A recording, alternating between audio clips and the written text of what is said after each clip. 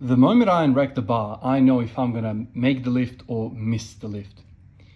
I don't know what the definition of that feeling is. I don't know what gives me that feeling. I don't know which muscle or which group of muscles or which movement pattern gives me this feeling.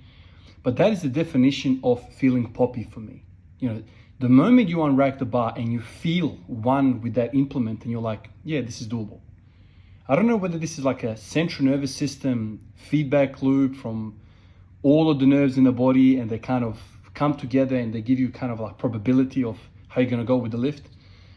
But yesterday when I hit that 185 fail attempt, when I unracked it, when I hit that first unrack, I felt good, man. This is the thing. I felt really good. I felt strong in that rack position. I had a really good feeling that I was going to make the lift.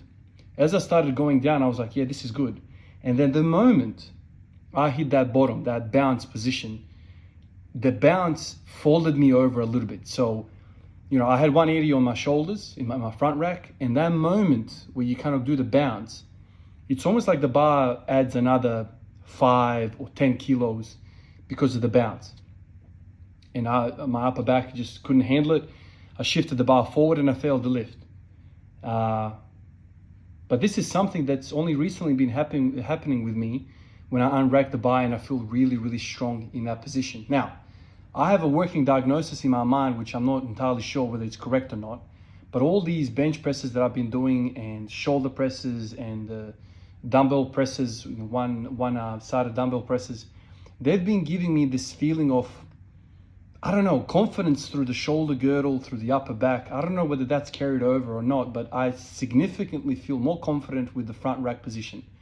And I think doing pushing movements, not pulling. So this is the thing. I've done lots of pulling in my history.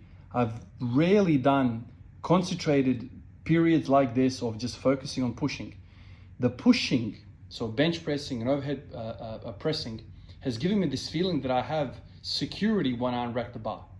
Now, every single person that you see who benches a stupid amount of weight, you know, 400, 500, 600, 700 damn pounds on the bench press, you look at them, they don't look thin. They have this thickness about them. They have this upper back. They have this traps, rhomboid, lat kind of thickness to them. And I don't know for how many years I've been kind of hearing people over and over say that if you want a big bench press, you need an upper back. Now, I feel like this is carrying over to the front squat. I'm continuously thinking about why am I feeling so confident in my front rack? You know, yesterday I attempted that 185. There is no way in hell I would have attempted 185 if I didn't think I had a good chance to get it. This is just not the way I lift. I don't go for Hail Marys. I don't go, I'll give it a shot. No, I felt really, really confident in my ability. And the moment I unracked it and walked it out, I was like, I'm getting this. Now that poppiness, I've kind of defined this feeling as a poppy feeling. And over the years, I've tried to define it. For one period of time, I thought it was all about glutes. When glutes fire up, I don't know, it translates to a stronger core, stronger pelvic region, and then you unrack the bar, and that's kind of the most pivotal point, the most strongest group of muscles. That's the major joint in the human body. And if the glutes are on, you feel light on your feet.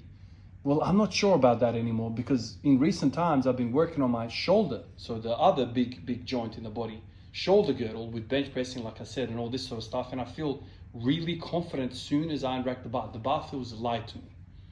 It just feels light. I feel like I'm not getting crushed. I feel like I'm sturdy through that contact point of the bar, and I approach the bar or approach the lift with this confidence. I have this confidence about it, like I'm gonna get this.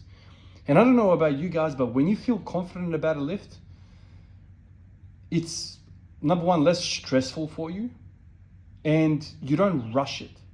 You know what I mean? Like if you think to yourself, oh, I'm not sure about this, man, this is not gonna go well, you might give yourself like a burst of effort into that bar, but it's not gonna be sustained. You're gonna kind of almost preemptively think, oh, this is not gonna go well, so I'll give it a good old whack, I'll give it a good old smash, and then I'll quit. It's like, you know, you swing that freaking right hook, and if it hits, you win. If it doesn't hit, you run away, that kind of thing.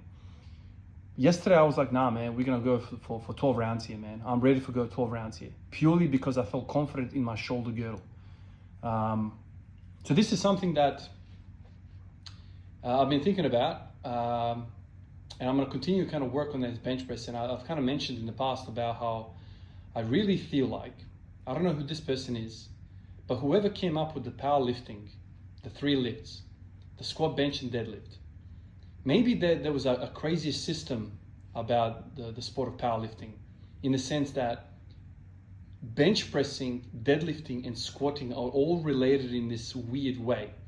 For example, if you have a really strong bench press, it means you probably have a really developed upper back, namely traps, rhomboids, lats. And if you have really, really strong section of the body, this section of the body, you're probably going to have a pretty good deadlift off the floor. Something that I've struggled. My deadlift and my squat and my bench, I feel like there is a commonality between them. Upper back weakness, I round over. I have a weak bench, I have a weak deadlift off the floor, right? So if I increase my bench press, so I'm thinking about my bench press right now, increase my bench press, it's likely, I hypothesize, but it's likely that my off the floor pull is going to be really good. And then that in turn is going to carry over to the squat, because I'm going to have a stronger rack, whether it's front or back. Now, I've always had really big confidence about deadlifting the top portion, which is something that I think the squat offers, the top portion, learning how to grind that weight at the top. So the squat teaches the top, the bench and the deadlift teach another part of the body which assists, let's say for the deadlift, the top portion, and the bench press adds that upper back thickness. So I'm just trying to think to myself whether there's like a plan, whoever came up with the whole powerlifting sport, whether there was a plan to think, okay, if you want to do well in this sport, you're going to have to be a well-rounded athlete, because all of these have a relationship with one another. These lifts communicate. And this is something that many people have criticized me about, being too focused on specialization. And now I'm kind of realizing maybe this is hurting me a lot. Maybe if I just focus on how to improve the bench press, like wholeheartedly, actually thinking about this wholeheartedly, how to progress the bench press, and then in some weird way, just on the side, the squat's going to start to move because I've addressed a weakness that I have. It's funny. Sometimes in life, when you really, really, really want something, you can't have it. But the moment you step away from it and you focus on something else, that thing comes to you easy. Isn't that interesting? Appreciate you guys. I'll catch you in the next one. Peace out.